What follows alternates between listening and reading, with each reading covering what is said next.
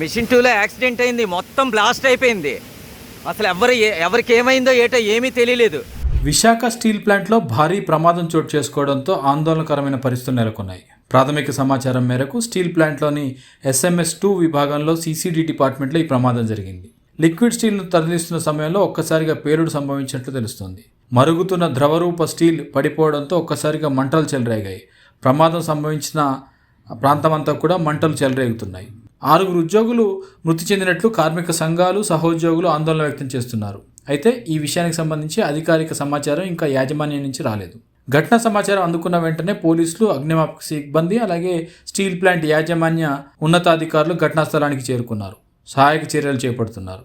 గాయపడిన వారిని బయటకు తరలించి వారికి అత్యవసర వైద్య సేవలు అందించేందుకు ప్రయత్నాలు కొనసాగుతున్నాయి. ప్రమాదానికి గల ఖచ్చితమైన వివరాలు తెలియరాలేదు. సహాయక చర్యలు పూర్తయిన తర్వాతే మృతులు, గాయపడిన వారి సంఖ్య తెలిసే అంశం కనిపిస్తోంది. విశాఖ స్టీల్ ప్లాంట్లో జరిగిన ఈ భారీ ప్రమాదంతో ఉద్యోగుల్లో తీవ్ర ఆందోళన నెలకొంది.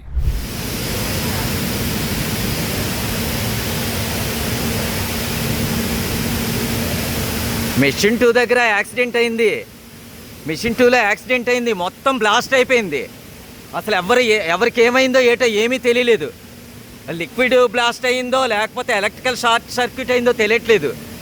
మొత్తం బ్లాస్ట్ అయిపోయింది. క్రేన్ 2 కాలిపోతుంది పైన. అయితే ఇమీడియట్గా ఎవరైనా ఫస్ట్ ఎయిడ్కి వాళ్ళకి ఫోన్ చేయండి ఇమీడియట్గా.